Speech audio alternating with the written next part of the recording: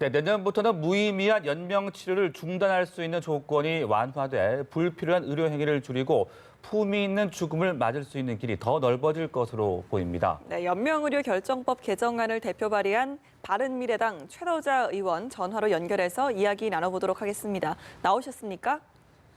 네. 네, 안녕하십니까? 네, 안녕하세요. 네, 연명의료 결정법 개정안이 국회 본회의를 통과하면서 조건이 완화됐다고 알고 있습니다. 그럼 먼저 현행 연명의료 결정법에 의하면 환자가 연명의료를 중단하기 위해서 어떤 조건이 충족돼야 하는 겁니까? 네, 현행법에서는 연명의료를 중단하려면요, 몇 가지 조건을 충족해야 합니다.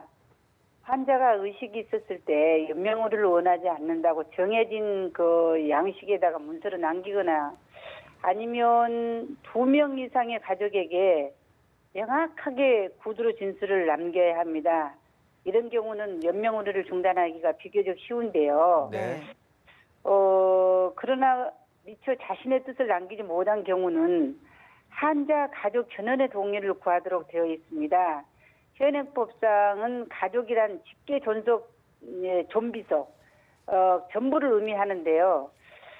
이 경우에 동의가 필요한 가족이 중손자까지 내려가는 그 수십 명에 이르는 사례도 있었습니다.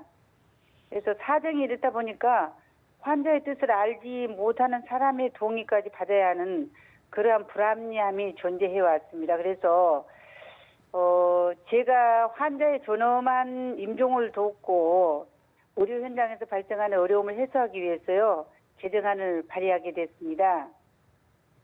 예, 말씀하신 것 중에 가족 전원 동의 규정이 이제 현실과 맞지 않게 지나치게 좀 까다롭다라는 지적이 많았는데요. 이게 좀 내년부터는 달라진다고요? 네네, 그렇습니다. 예. 예, 어떻게 달라지는지도 말씀을 좀 해주시죠. 네네. 다행히도 그 여야 이견 없이 지난주 본회의에서 개정안이 통과됐습니다. 연명의료를 중단하기에 동의를 구해야 하는 대상을 직계 존비속 가족 전원에서 배우자와 일촌인의 존비속, 즉 말씀드리자면 부모와 자식으로 축소하고요. 네. 만약 해당하는 사람이 없을 경우는 이촌 이내의 존비속을 하고 또 그런 관계의 사람마저 없으면 형제 자매로 변경을 했습니다.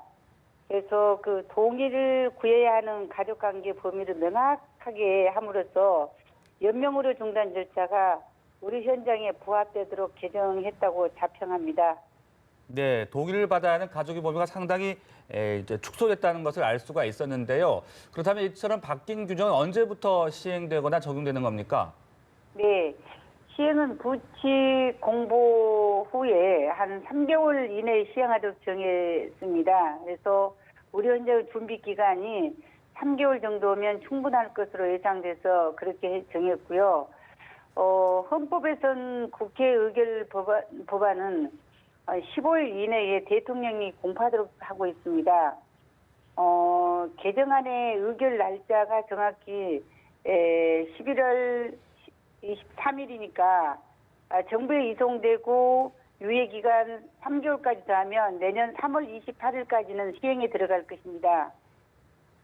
네, 그렇군요. 자, 여기에 대해서 좀 중단할 수 있는 연명의료가 더 훨씬 이제 확대될 예정인데요. 지금 연명의료의 범위는 어느 정도고 또 앞으로 또 확대된다면 어디까지 범위가 확대되는지도 말씀을 좀 해주시죠. 네, 연명의료는 치료는 안 되고요. 생존 기간만 연장하는 의료 행위를 말하는데요. 예. 현재는 심폐소생술, 인공호흡기, 혈액투석, 항암 제투여 4가지 의료 행위만을 말합니다. 이 4가지 연명의료를 원래는 법에서 정해 놓았는데요. 현실엔 더 많은 연명의료가 존재하고 앞으로 의료기술에 따라서 더 많은 종류의 연명의료 시술이 생길 수 있습니다. 그래서 의료 현실을 효과적으로 대응하기 위해서 연명의료 시술의 종류를 정부가 정하도록 대통령령에 임하는 법이 작년 11월에 국회에서 통과됐습니다. 이에 따라서 복지부가 체외 생명유지술이라든지 수혈 그리고 수압제 투여 등 3가지 의료 시술은 연명의료에 해당한다고 판단하고 시행령 개정을 준비 중입니다. 이제 입법 예고가 되면은 의료계와 그리고 또 시민사회 의견을 거쳐서 내년부터는 세 가지 의료 시술도 연명의료 결정 판단의 대상이 될 것으로 예상됩니다. 네, 이렇게 존원사법이 시행된 이후에 무의미한 연명 치료를 중단하기로 한 환자가 2만 명을 넘어섰다고 합니다. 이 같은 현상 어떤 의미로 해석해 볼 수 있겠습니까?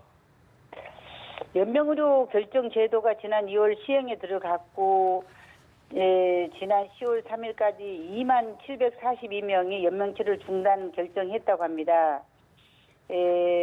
아직 제도가 도입 초창기고요. 절차가 복잡하고 까다로운 데다가 연명의료 결정 대상이 되는 시술도 제한적입니다. 그런데도 중단 결정하신 분들이 이렇게 많은 걸 보면은 우리 사회에서 웰다빙에 대한 인식이 이미 보편적인 것 같습니다. 네, 알겠습니다. 오늘 연명의료 결정법 개정과 관련해서 바른미래당 최도자 의원과 함께했습니다. 오늘 말씀 고맙습니다. 고맙습니다. 네.